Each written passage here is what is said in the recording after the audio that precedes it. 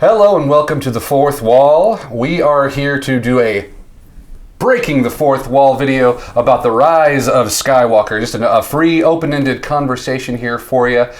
We have Chris, who is our big Star Wars fan. We have Travis, who is not. And then we have me. My name's Danny. I will be moderating. I am literally and figuratively in the middle. I like the Star Wars movies, but I wouldn't call myself like an uber fan about it. So we're just going to have a little open-ended conversation and discuss what we think about it. We had a couple of points here that we're going to try to keep this thing rolling, and let's get started. Okay, first of all, I'm just going to ask you, overall... Oh, do your spoiler warning. Oh, beg your pardon. Yeah. Oh, and real quick, this is going to be a spoiler conversation. I think everyone in the world has already seen the movie if they're gonna, but if you haven't, what are you even doing here? Okay, real quick. First, we're going to start off with just an overall sense of the movie. What did you think of it? If you had to give it like a 1 to 10 review, go ahead. Give us your thoughts. All right. I would give it a 5 out of 10. I enjoyed the movie for some parts. There were some parts that made me so frustrated with this movie, which we will get into later on in this review. I like some of the character development that they did in this, but at the same time it felt rushed. And yeah, I mean, we could go into it a little bit more, but yeah, I gave it a 5 out of 10. 5 out of 10. For me, since I'm not a big Star Wars person, I'm going to give it a 5 out of 10. I mean, if you look at it from just a movie, I mean, yeah, it's got good action and stuff like that, but I mean, again, it just didn't amuse me because it was a Star Wars movie, but taking that out of there, yeah, it's decent. So that's my rating. You know what? It's funny. I hadn't actually thought about giving this thing a number before I came here. I just sort of had a general sense of sadly disappointment. I feel like we're just going to have a big love fest between the three of us, hating on the movie. Not total hate, but just sort of a very kind of mixed feelings. There were parts that I liked, and there were parts that I didn't. But overall, there were parts that literally just made me smack my forehead. I'll probably be pretty close. I'm hovering in my head if I should just go with you and go just do 5s across the board. But I think I'm gonna give it a 4. I'm gonna give it a 4 out of 10 because it's one of the few times that I walked out of the movie being just like, man, that's a missed opportunity. It was a bit of a just they.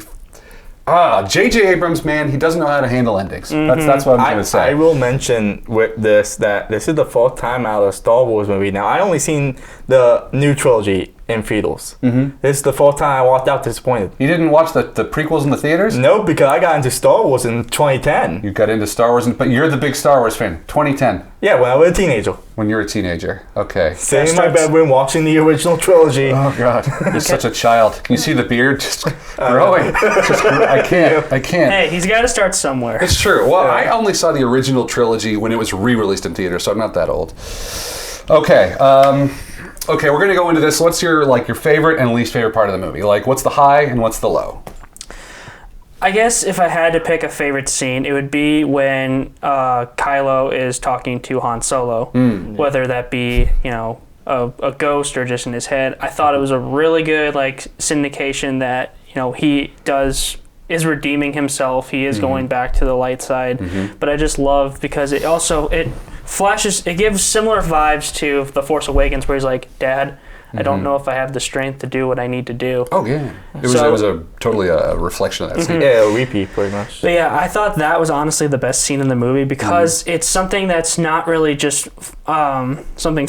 You could see it not as just a Star Wars thing, but just in a movie, it'd be a great scene because it's a good character development scene. Now, in terms of my least favorite... Real quick before you go on. Was Han Solo real? Was he like a ghost or was he just a memory? Go ahead. I want to say it's it's all in Kylo's head because again he says the same thing that he said to him before he killed him in Force Awakens, and then he does the opposite of what he was going to do. My least favorite, I guess, would be.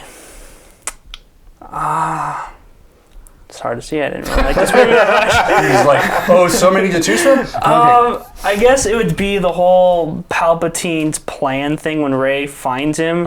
It just doesn't make sense to me because his intentions are different when the movie starts and then when she comes to him, it's like a total mood change and then that whole thing with all of them in the final battle. We It's can just- get into that here Sure. soon because I got Yeah. some thoughts on that. Okay, highs and lows. Go ahead. All right, hi. I will echo Travis. I love that scene with Han Solo and Kylo Ren. I will say Babu Frick, the little little alien thing. He was With the funny. new action figure, he's great. He was funny. I will It's admit true. that flat. C-3PO, I think.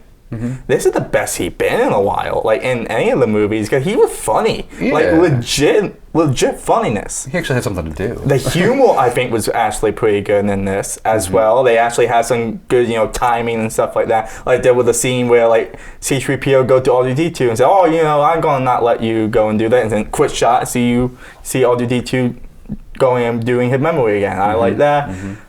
The action, I actually think, is all right. And I think that might be it. That's it. Okay. What's the low? Okay. Give it to us. The Emperor. You're in a safe space. As much as I love the Emperor is my favorite villain in all the Star Wars. Yeah.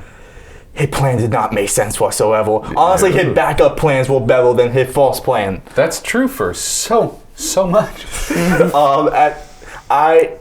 Kylo Ren been my favorite character in the whole series. I like what they did with him, but it felt so rushed. And I actually was on the fence with should he be redeemed, should he not be. I like the idea. I wish he didn't die, but we could go into that a little bit more. But that's a hard one because how I've heard people say that they're like, well, he shouldn't have died, but I'm like, the dude committed so much genocide. What is he gonna? Hey, hi guys at the office, or what are you gonna do? I would just love to explore him actually having to pay for his consequences in the Star Wars universe, because you never see that. Because the bad guys usually get killed. Sure. Darth Vader, he got killed because what happened if Darth Vader survived? He would have been put in prison for the rest of his life. That's probably true. That's probably true. I'm trying to think what else. Rey, they really backtrack on her character in this movie. Yeah. I did not like the ending with her being a Skywalker. I felt like that came out of nowhere. I actually would have preferred her, even though people would disagree on me, to keep her as a Palpatine, because they set that up in the movie. She should have said Rey Palpatine, made the name Palpatine go from an evil thing to a good thing in the Star Wars It makes universe. more sense. It that does. way. I gotta agree with you. Just in general, I heard someone else speak this particular thought, and it just stuck to my head. So it's not like originally for me, but I agree with it. It was so much more powerful when she said, I'm just Rey. I don't have a family. When then at the end she's like, Skywalker, and I'm like, oh, why? Why? She turns, you see Luke and Leia, and I don't want to be rude, so I'm going to name myself Skywalker. The movie is so full of things that are meaningful to the audience, but don't actually make sense in context. No. I will admit, the cameos and stuff like that, I actually did enjoy. I love seeing Reg, even for the 1 second that you see him in that movie. I mean, but cameos are great, but it's just your little it just triggers an endorphin. You're like, I know that guy. Yeah. Because I was like, I wanted his name is Lando. I'm sorry, his name just popped out of my brain. Billy D. Yeah. I wanted to see Lando for so long, and then he's just he just rolls in. He's like, "Hi there," and I'm like, "Why are you here now?" It's fine that he's there, and I love to see him because Billy D. Williams is awesome. Oh yeah. And also with The Mandalorian, you got Billy D. Williams and Carl Weathers in the same universe. Oh yeah. And I want to get those because they're the coolest men in the world. I want to get them together. I'm continue. I'm sorry. No, you're fine. With Lando, I love the one scene with him and Poe when he talking about, how did you guys were able to do the rebellion? We only had me, Leia, Luke, Han, and we just did it together. That I thought was a good scene too, between Poe and Lando. Sure. And I'm trying to think what else. Dio was fun. Sure. It's a new thing, new toy. It's great. Let's see. Honestly, until you guys spark something in me, there's just so much bad about this movie that Hey, Star Wars is the one series that I look at it and I'm like, if I straight don't like it, I'd be like, maybe I'm missing something. I feel like I give it even just a little pass in my head of well, maybe it's just if I watch it enough, it's like broccoli. It's just like, I'll eventually like it. Sure. Hey, that's how people fought with the Phantom Menace. They had the road-colored glasses, and they're like, "This movie was amazing." That went the other way, where they loved it at first, and the more you watch it, you're like, "Wait, that doesn't hold up." Nah. You know, it just feels apart. I watched the prequel. My wife and I were putting together furniture, and we had the prequels on, and I just look over, I'm like, "Oh, this is bad. I can't watch this anymore." I was listening to the dialogue. It's no good. My particular favorite parts were anytime that the movie slowed down long enough to actually have character development, which was so infrequent, because so much was happening, because I felt like it was a series that was fighting with itself. So it was just like, well, let's act like The Last Jedi didn't happen, and when we do act like it, it's because we're going to be undoing things. And so it spent so much of its time undoing what was done, but also trying to cram 2 movies, so trying to get like the trilogy while taking out the part in the middle and having its own thing, that there was so little time to actually get a sense of the characters and why the characters were doing what they were doing. It felt it's one of the only times I've been in a movie where I'm like, I'm dissecting this movie as I'm watching it. I'm like, well, this feels like a video game. Okay, I've been in this part where you're gonna go, oh, now we're on the water planet, and she's got to go, and she already got the thing with the map, and now she's gonna go get the other thing and go find some other place. And then she had to go and meet somebody, and then they give some exposition, and they go the NPC, and then you move on. I seen it with other reviewers saying it a bad 90s video game plot. It was. It really was. It was like one of the lesser Tomb Raider games. Yeah. And it didn't. I was watching it, so when they did stop, when Poe met Carrie Russell, I can't remember the character's name at this point. Bon Zoe Bliss. Thank you very much. Met her, that was a great scene. And I'm like, oh, I could use more of her. Wait, this series is ending. We're not going to get more of her. No, I love how she, though, in that scene, like, oh, you want to see something? Oh, you just see my eyes. Yeah. It's like... Yeah, and I remember I'm like, well, that's Carrie Russell. I know what she looks like, but that's fine. Yeah. I liked what they did with that character. And of course, Carrie Russell, JJ, he got his big break was doing Felicity, so it was great to see them kind of do a thing. He has like a career of people who show up in his projects. The guy that plays Snap, Wesley, he'd been in all his movie to my knowledge. He's the kind of heavier guy with the beard? Yeah, the one that died in the... Right. Yeah. He was in everything. He was in... That guy was in Heroes as well? I think so, yeah. Yeah. Anyway, no, good stuff. My least favorite part was when they said, it was literally a moment in the movie where I joke not, my wife who's sitting next to me, I literally did, I just did a forehead slap. There was a mark that was left when she's like, oh, you're the granddaughter of Palpatine. I'm like, what? Yeah. Why? Thanks for dropping that ball. Right. And it's clear to me that they didn't have a plan. And you know what? I understand. Like, the original plan of this trilogy was that they were going to have 3 films and 3 directors, right? It was going to be J.J. Abrams, Rian Johnson, and then Colin Trevorrow, the guy who's handling the Jurassic World movies. Yeah. He dropped out, so they kind of went into J.J. for a bookend. Yeah. But the plan was they were going to do a movie and then hand it to the next person who's going to write their movie and direct it and then do it a third time, which is like those old writing exercises. You're like, well, write a sentence and then hand it to the person next to you and they'll write a sentence and we'll see how the story is when you're done. And it's always nonsense. Yeah, the whole trilogy just felt like it was fighting itself. Yeah, different visions for one trilogy. Well, I hate to do this. I have to give the prequels a little bit of credit. They actually had a vision from beginning to end. It was written and directed by one guy. Yeah, and I think that it's fine to do 3 directors. Like, there's a lot of series that change directors. I think the original trilogy was 3 directors. It was 2 directors. Was it 2? I think the guy who did the second and third was the same. I could be wrong. Look it up. Let me know. Yeah. But I think that if you're going to do that, you need to have what they call like the show Bible. You need to have the outline of like, okay, well, here's where we're going, people. Don't just take a wild left turn, because people who are mad about either this movie or The Last Jedi, it's because they were told, you got carte blanche, do whatever you want. Yeah. And so they just went off in their wild direction. Yeah. And then they tried to course correct, which in my opinion made it worse. Oh yeah, that's just I am a person that did not like The Last Jedi. There are elements that I really did not like about it. But it exists. You need to acknowledge what happened in that movie. As much as I don't like it, and much as other fans don't like it, and to my knowledge, I think J.J. Abrams didn't like it from what I've been hearing. So it felt like J.J. Abrams just took this movie and it's like, I'm going to do what I want to do with episode 9.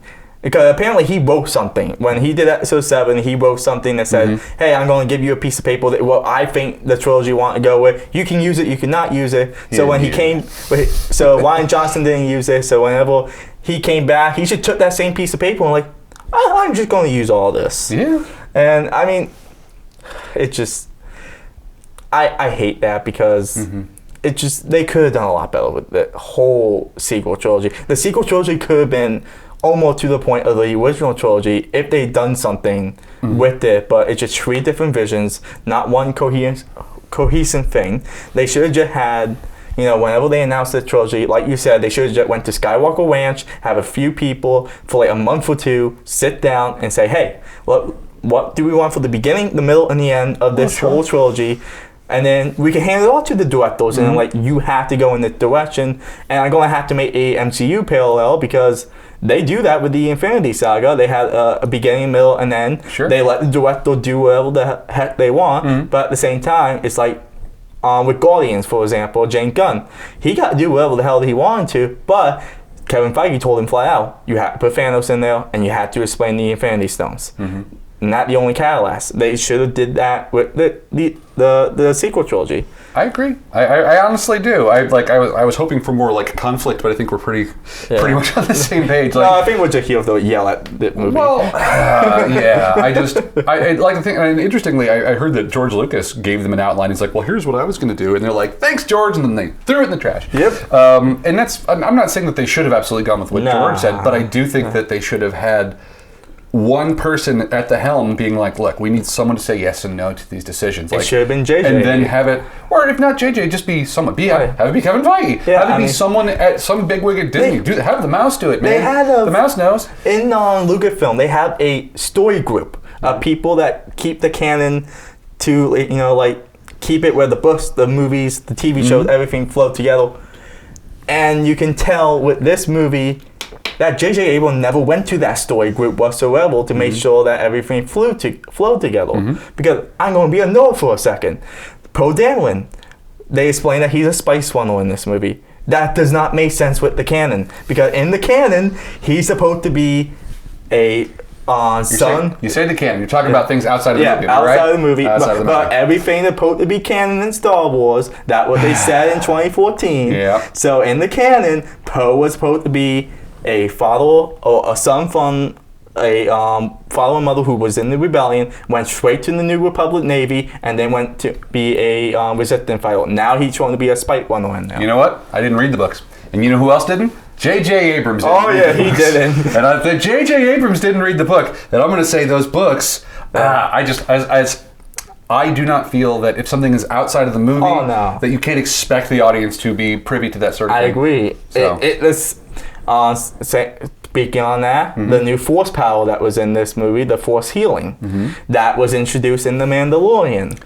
Interestingly, I remember seeing that episode of The Mandalorian, and spoilers for The Mandalorian. Yeah. There's a thing in this movie that's also in the show. I'm not going to go into that one. I saw those literally on the same day, so I'm like, oh yeah, okay, fine. They can do that now. They can heal things. That's fine. I don't. Yeah. I'm okay with finding new ways to use the Force. Oh, same here. I actually really like the idea of the teleportation element. The transporting of the items. Yeah, because that fight where in the middle where they were on that planet where Zoe Blitt was on, and they fight in the ship and on the same time in that village, where you see like items from each one of them just flowing into the other person thing, and they're fighting with the lightsaber. I thought that was cool. I agree with you. I think that's cool. Now, I tell you what, let's just skip to a different topic here because that's fun. I actually think this is actually it's a good conversation. Real quick, Kylo Ren. He's a very like fan favorite character. Personally, one of my favorite like introductions to Star Wars lore. How do you think they handled actually his finale, his redemption? And what they chose to do with him. Force Awakens is probably one of my favorite outings of him as Kylo Ren because he starts out, he just wants to be Darth Vader. He wants to be the new Vader, down to even just the suit. And then, like in Last Jedi, he's like you see more of like people breaking him down, like trying to get to his core, saying like there is good in you. You just are trying to be something you're not. And then in this movie, you do see that after like because he keeps trying to get Rey to join the dark side, and then after she essentially is turning to the dark side or defeats him, she realizes, maybe I'm not such a bad guy after all. Mm-hmm. Wow. Like, I remember, I've talked to a lot of people on it because I've asked this question a lot, and for me, it's like, did you think, should he be redeemed or should he not? Personally, I think that I didn't care for the idea of him just being redeemed, being like, he's a good guy now. His name is Ben. Yeah. Because of how far gone he was. And if they were going to do that, it was a lot to stuff into one movie, which led me to, okay, if you're going to do what you did, it wasn't earned. Yeah. Right? Which then, of course, leads me to the old smackaroonie, the old kissy bit at the end. Why did they do it? Anyway, you already know my opinion because I said why'd they do it. Okay, okay, what do you got? Rey and Kylo, Rey and Ben. Rey, Raylo. Give us your thoughts. Okay, first I talked about Ben, or Kylo. He actually was probably one of my favorite characters in the whole trilogy as well. I echo what Travis will say. I love that he's like a Vader fanboy. Like he found out his grandfather was Vader. I also love that he had temper tantrums as well in The Force Awakens. That actually probably one of my favorite things in that, because it's like a different side of Darth Vader. Darth Vader never got temper tantrums, so just seeing this like Sith-like math figure just slashing his fucking face, that was tear a room apart. And then The Last Jedi, I actually think that one of the highlights of the whole trilogy is the connection between Rey and Kylo. Though I got a brother-sister relationship out there. That's nothing new to Star Wars, though. Yeah, that's true. I mean, but before this movie came out, I can understand what people were thinking about Reylo, but at the same time, the guy murdered millions of people. He killed a father figure to Rey. Yep. Almost killed his mother. Killed almost all her friends in The Last Jedi. Like, what woman would go out with this guy? And her dad. He killed her dad. I'm not going to go ahead and judge what a woman would find appealing or attractive. They definitely had a connection that was explored in the thing, but to me, it never came across as romantic. No, it never. It was did. always sort of they had a respect for each other and they had a connection. And to me, like, if anything, almost a sibling-like relationship. Like, okay, we're kind of balancing two ends of the spectrum here. We're not attracted until that moment where she brings her back and she's just like, I guess this is the moment. And then automatically I knew too. It's like, you see her put the hand on him and I'm like, no, please don't do this. And I'm like, out of curiosity, you saw it in the theater. Was there a reaction in the theater? No. No? But I will say this. There was one in mine. There was a reaction that I found online about it, that people went nuts. And then going off that, at the end of the movie, when Rey said that she's a Skywalker and Ben wasn't there, online I saw a reaction where people were furious, saying they hate Star Wars and why wasn't Ben Solo there as a ghost and blah blah blah blah blah. Oh, Star Wars fandom. Star Wars fandom. They hate it. They love it. Whatever. I honestly like.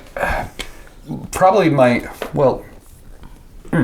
let me go back real quick. Yeah. When I was in the theater and that moment happened, because there was the kiss happened and I was literally just like looking kind of just, and I felt my stomach kind of sunk. I'm like, oh, they went there.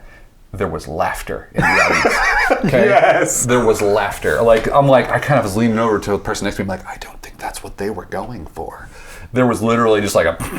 I wish I was there to see that. Oh my God. It was opening night, because it was literally like one of the first shows that it was shown here. Yeah. And there was a laugh, and I'm like, oh no. That when you know that. I'm like, that went over like lead balloon. I couldn't.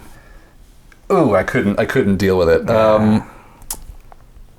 Yeah, I don't know. I couldn't deal with it. It just was forced. I think JJ only put that in there because Reylo has been a thing since The Force Awakens. There are a group of fans that want them to be in a relationship.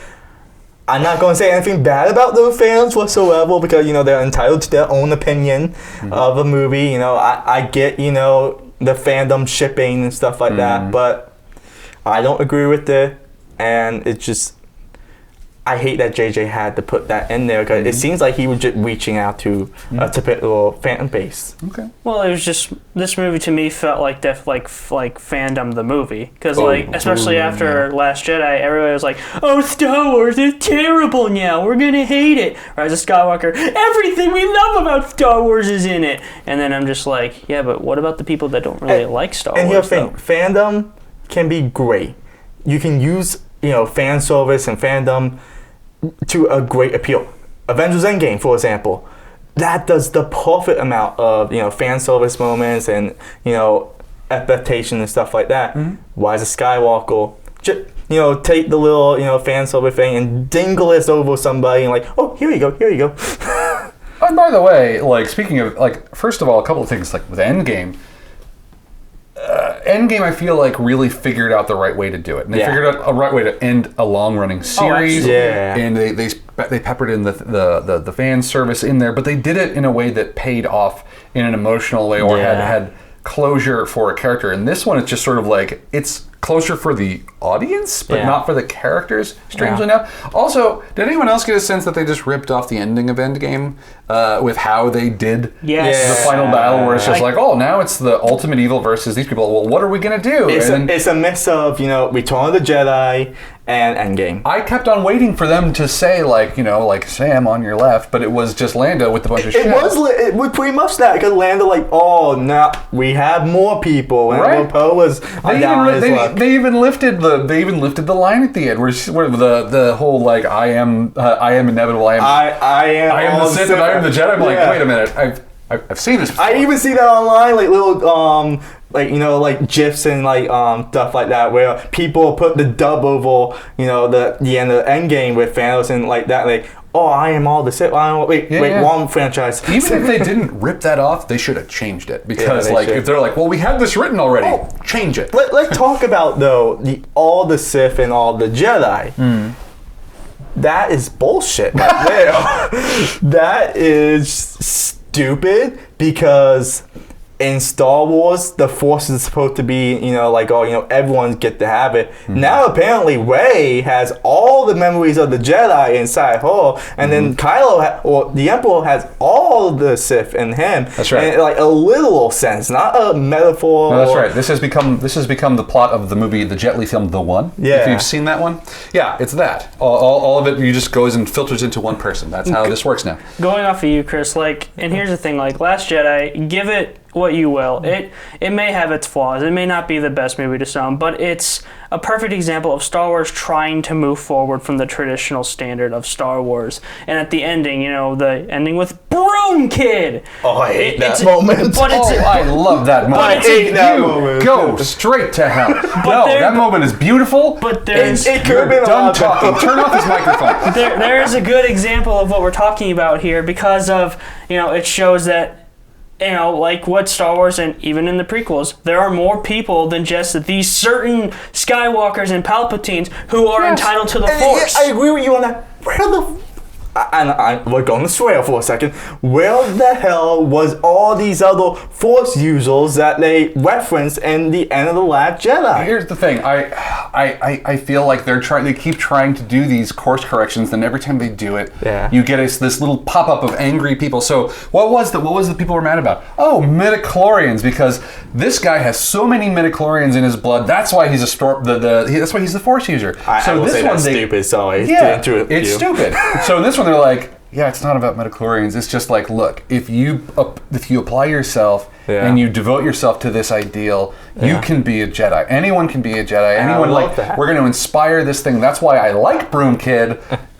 I like Broom Kid because even if he himself, it is a metaphor, which is. No, I like the idea of Broom Kid. I just don't think it was executed well. I thought that you could have ended the series on that image, and it would have been this singular, simple moment of optimism that mimics Luke Skywalker looking off into the sun, except for it doesn't have to be literally Luke Skywalker, even though they did that too. Which that was fine because they bookended Luke with that, but they also did the same thing with everyone. They all ended up looking at two suns at the end. Also, because we mentioned all the Sith thing, there's a plot hole in this movie. So the Emperor said, strike me down and all the Sith will go on you. But he did kill the Emperor. So Emperor killed himself. He apparently doesn't know that if you shoot lightning and it bounces back, you can stop shooting the lightning. I know, right? He doesn't get it. It's happened to him several times.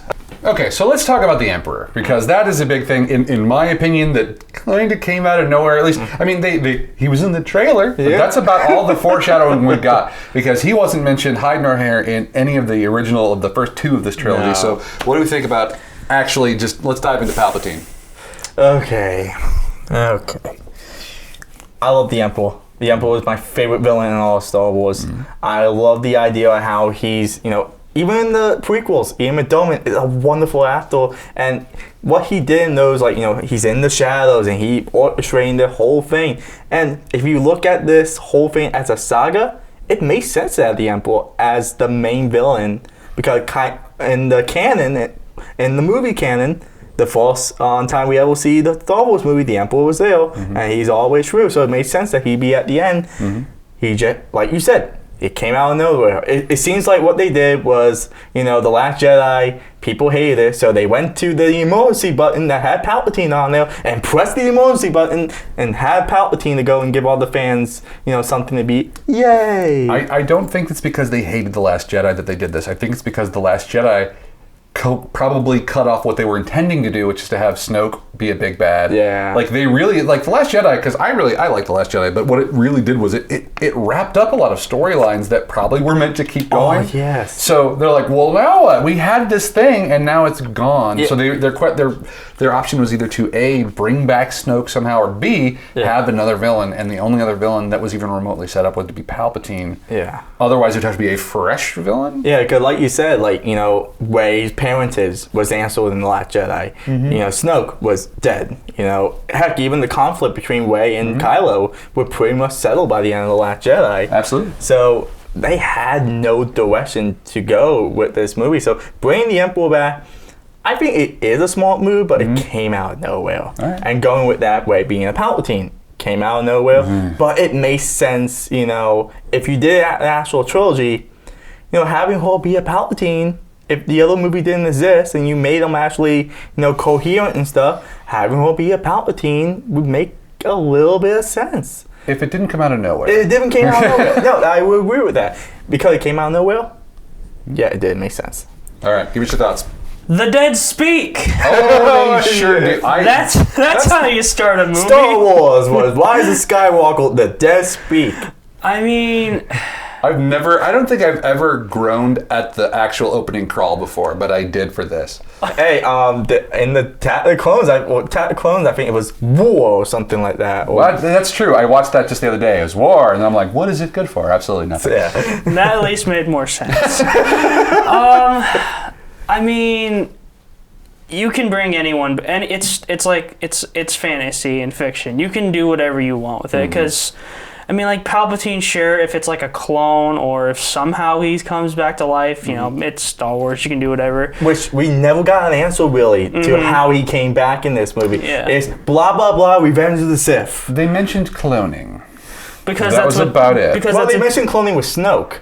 But they also mentioned it was possible with the Emperor as well. I think they were referencing the scene in Revenge of the Sith where he says, Plagueis the Wise, that famous speech that everybody loves in Revenge of the Sith. That's one of the best bits in the entire prequel. Where I think, he was speaking about how, Plagueis was, trying to cheat death. I think that what Palpatine was in this movie. I don't think he's a clone. I think the Palpatine that we see in the movie was the Palpatine that fell down that shaft. He just somehow survived. Because I'm telling you flat out, if Darth Maul can survive getting cut in half, because in the canon, he's... Falling doesn't kill anyone in Star Wars, that's true. Except for Han Solo, apparently. Yeah. But I also will say, the Emperor, his backup plans were a lot better than his original plan. I think you're probably right. His original plan was to kill Rey. Oh, no, that's a stupid plan. Oh, we have Rey come here and she takes over. After I kill her, I go in her. Oh, no, then Kylo and Rey are both there. Oh my God, I can't believe this.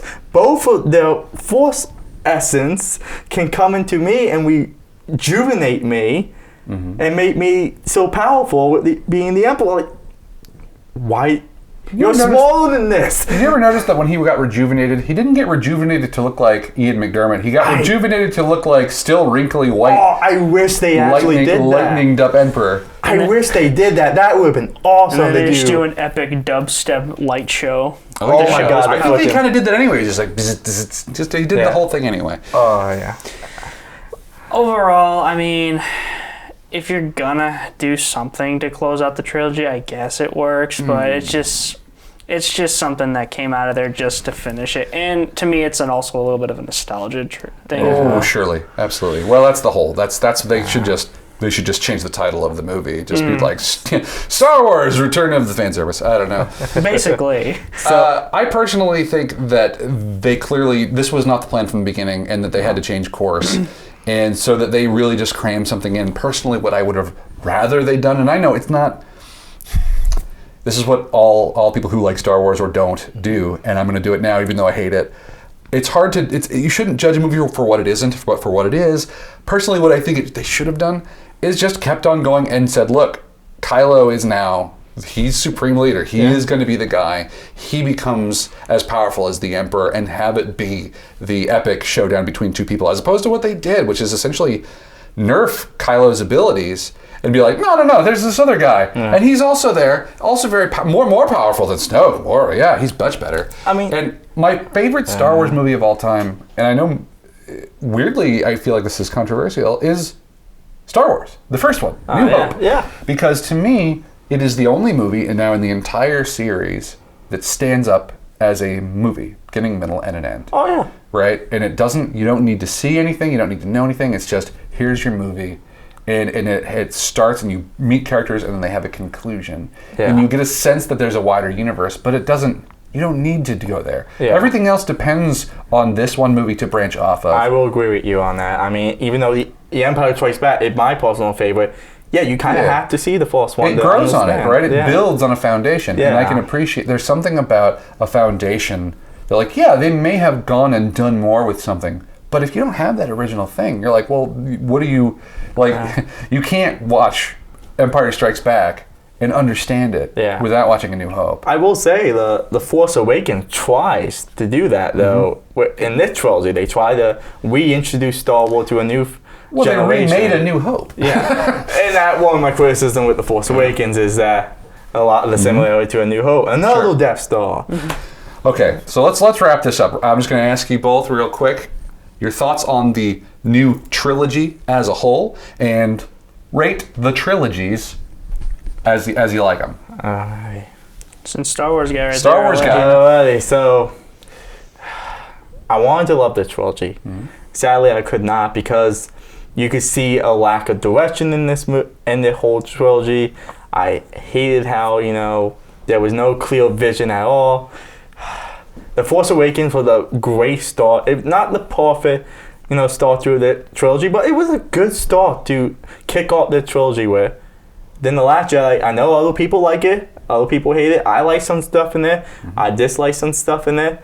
And The Rise of Skywalker just seemed like a course correction to something that really shouldn't have been course corrected, to be honest. If I had to get a rating to the trilogy, I will say The Force Awakens probably my favorite one out of the whole trilogy. Then The Last Jedi, then Rise of Skywalker. I mean, I can't really get numbers on the top of my head. Don't worry about that. No, we don't need numbers. But I mean, it just...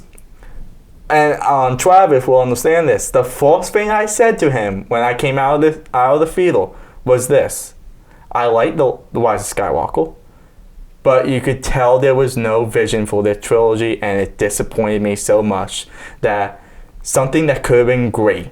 This sequel trilogy is something that Star Wars fans have been fantasizing since Return of the Jedi ended in 1983. To see Han Solo, Leia, Luke, Lando, Chewie, all of them coming back, and they got those actors back, and it just really, you could tell that movie was made just because, hey, we want to make this, just because money, and we got a story that we really want to tell, Yeah. And it's amazing to me. Like Star Wars, the concept started off as essentially Flash Gordon fan fiction. Yeah. And it became one of the most influential pieces of cinema in our history. Yeah, every single director pretty much inspires from it. One of the movies where you talk to a director and say, hey, what movie inspired you? Or even to film critics or actors, like, what movie inspired you to get into acting or to directing or writing? A lot of the time people would say Star Wars. And it makes sense because that a visual, it's a new way of storytelling. It's something that was never done before until that moment. It has elements of different things, but you never really had it like fantasy inside sci-fi, because Star Wars is not sci-fi. It's fantasy. It's sci-fi fantasy. It's a space opera. Sure. And people like to say it's sci-fi, but it really is not, because... There's arguments about it. Personally, I think that it is science fiction, but it's fantasy with sort of a science fiction skin, or like wearing a nice science fiction coat over. But it plays more in the fantasy realm. Even like the first Star Wars is, a princess need to be saved by a farm boy, and the evil, government, the Empire. It pretty much plays like a fairy tale. Mm-hmm. Oh yeah, I agree with that. But yeah, this trilogy, it could have been a lot better. It disappoints. It disappoints me. Heck, I think Rogue One is probably the best movie out of the Disney era of Star Wars. Well, that's a conversation for another time. You can be wrong all you want. Yeah. Okay, what'd you think of the trilogy? It was a mess. And cut. Well, here's the thing. I remember when The Force Awakens came out. A lot of people dragged me to it. I had seen it, I think, maybe twice in theaters, once in 3D, once in regular. It was fine. I didn't love it. How was the 3D? Random question, I know, but I'm a 3D nerd. No, I'm curious about that too now. It was fine. It's what you would expect. Spaceships in space are up in your face and everything like that. Nothing too remotely. Did you just get used to it and stop noticing it midway? Pretty much. That I can't remember. Well, that's 3D in general. That's true nowadays. Anyway, continue. I'm positive. Yeah. But again, it's got that a simple action movie type of 2015 era action film that you get used to. And that's what I saw it as. And then Last Jedi, I remember I watched it. I didn't love it, but looking at it now, I think it is better. Definitely better than Rise of Skywalker, because I say this about where Star Wars needs to go. I'm glad it came back, but it came back wrong. The things that came back should have stayed in the past. It's like Pet Sematary, man. Sometimes things come back wrong. Kill the past. Sometimes dead is better. Well, see, and the thing that Chris was saying is that a sequel trilogy can work if you do something different with it. So that's the thing. You can introduce new characters, and if you want to bring back old characters, that's fine. But you gotta do something different with it. You can't just be like, oh, I am basically the Luke Skywalker of this franchise. Heck, now. Even the idea of the Empire coming back, it is an interesting idea, but they just didn't do it right, because literally the Empire 2.0. I'm sorry to interrupt you, but I always think the Star Wars trilogy are based on different wars. I see the prequel trilogy as World War One era type. I see, Star Wars, the original trilogy, at World War II. This should have been Vietnam. I think it would. Interesting take. It should have been. It should have been something totally different. Not a But that just the fan this is like you said earlier. We shouldn't really be I think I should do this in this movie. I should take it as it is, and let you continue, Travis. I'm sorry to go on. That's good. And that's the thing. I'm not a Star Wars person, so I can't say I would do this better. But, there are obvious things that should have changed within this whole series. But, the original trilogy of Star Wars ended, and it did an ending well enough to where you don't have to put anything with these characters coming back. Prequels you can do, as long as you get the essential creation of Darth Vader, which is what they should have done. They did it, but just added too much stuff on top of it. Really, the prequel should have started with episode 2 halfway through, but that's just me. We're upsetting Danny. We don't want to do that. Anyways, if I had to say the best film of the sequel trilogy would probably be Force Awakens, just because it's the same thing as A New Hope, but just safer, I guess. Modern wise. Yeah, it doesn't take risks, which isn't usually a bad thing, but I guess in this sense it's fine. And Rise of Skywalker, to say that, it is a safe movie.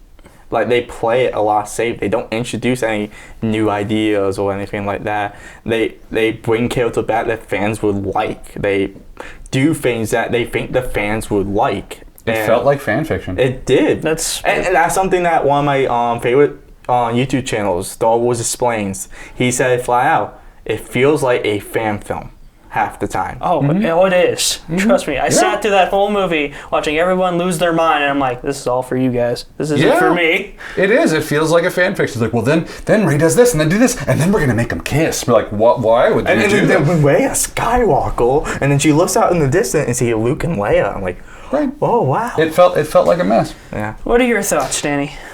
Again, I was hoping for more like dissent amongst the three of us, but I gotta agree with you. I think that this movie turns the trilogy into a bit of a mess. That said, I am a fan of both the first two films, and it's weird because they're so drastically different. Yeah. I like The Force Awakens a lot. I was just like, well, yes, it's essentially a remake of A New Hope, but I saw what they needed to do. They're like, look, people didn't like the prequels. We need to pull this back to something familiar. So we're going to bring this back to core Star Wars. We're going to have a Darth Vader. We're going to have an Empire. We're going to change the names to protect the innocent. We're going to move forward. But at the same time, they changed it a little bit differently. You know, the Darth Vader character wasn't the same Darth Vader. Sure, and they did, and they had different kind of characters. It wasn't the same dynamic, but it was a similar general plot with different characters, and I'm all right with that. And they had sort of a passing of the torch with the old cast members there to just hand it off to the new people, and I was fine with that. I really liked The Last Jedi. Yeah, it wasn't perfect, but I thought what everyone's saying, they're like, well, it needs to do something different. That movie did something different. Okay. I will agree with you on that. As much as that, I don't like The Last Jedi. There are elements that I do like about it, but the element I really do not like, and it's the least favorite of my... Probably like the second or least favorite of my favorite Star Wars movie. Well, not the prequels, you know, but this trilogy. But I will acknowledge, it did something different. And that's what I want with Star Wars. It also took what the previous film did and went forward. It didn't try to undo to try to make something fit. Yeah. We're just like, look, this is what we did. Here's where we are. Now I'm going to go this way. Yeah. And when the Rise of Skywalker showed up, we're like, oh God, they took a left. We needed to go right, and we can't. Abort. Okay, 180, and then do a circle and U-turn.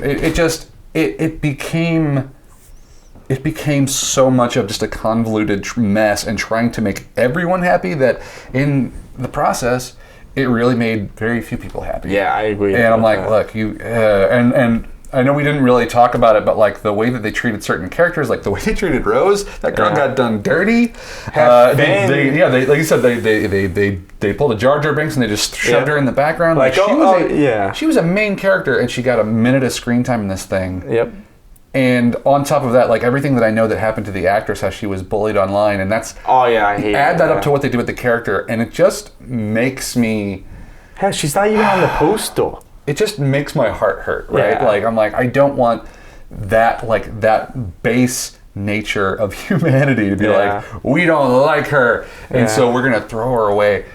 I don't want that part of our society to have as big of influence as they apparently do. It's sad that this movie responded more to the toxic fandom of Star Wars. The and I hate to say this, the biggest, the racist, the sexist, the homophobic people, the people who, you know, lived in their mother's basement, even though I live in my mother's basement, but that's besides the point. It's not discriminate. It's people who live in basements. Yeah, people who live in basements. And, you know, it's just, you know, if you feel like that way, you're a stupid person, but, you know, you're entitled to your opinion, even though it's wrong, but...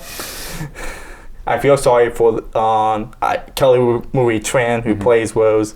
She got disowned. I think Finn could have been explored more in the trilogy because he's the most different of all these characters. They clearly didn't know what to do with him. He's an stormtrooper. You could do a lot with that, and I guess they don't think that they could do a lot. And then Poe, like, they thought they knew what they wanted to do, but he changed every movie. Well, I will say this.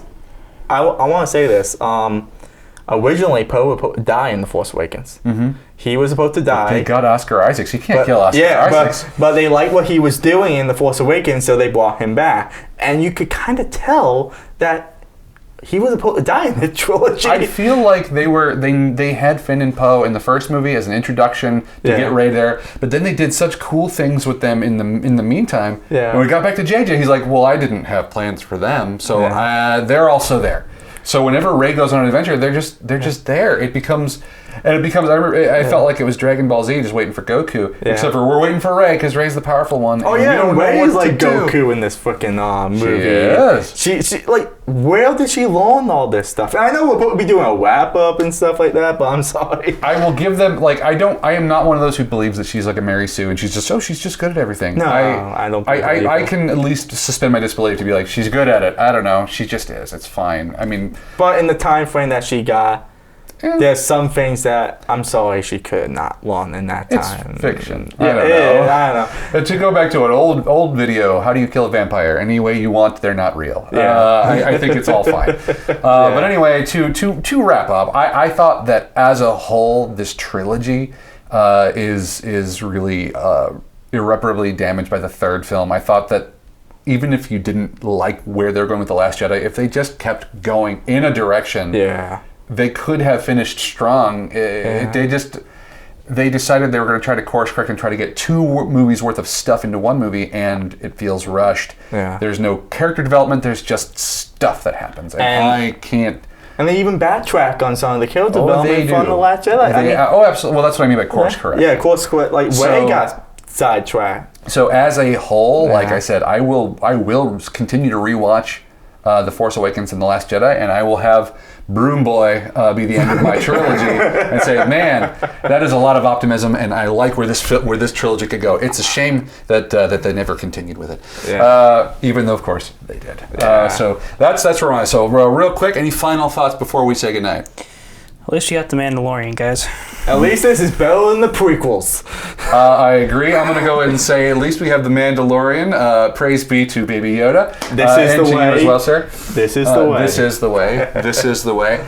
Thank you very much for joining us here at the Fourth Wall. This has been the three of us keeping it real with you here. Hope you enjoyed our conversation about Star Wars, the Rise of Skywalker. Please tune in if you continue to tune in if you like to hear this sort of thing about pop culture, movie reviews, what have you, these kind of conversations. Give us a like and subscribe, whatever button accompanies whatever screen you're seeing this on.